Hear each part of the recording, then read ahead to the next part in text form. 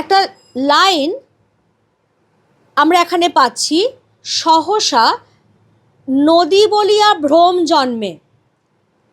মানেটা হচ্ছে হঠাৎ নদী বলে ভুল হয়। কোয়েশ্চেনটা কীরকম আসে, কার কখন এইরকম মনে হয়। হিমালয় যাত্রাকালে লেখক বেগম রোকেয়া যখন সমুদ্রপৃষ্ঠ থেকে 3000 ফুট ওপরে উঠেছেন, তখন নিচের উপত্যকায় নির্মল সাদা কুয়াশা দেখে তার এরকম মনে হয়েছিল।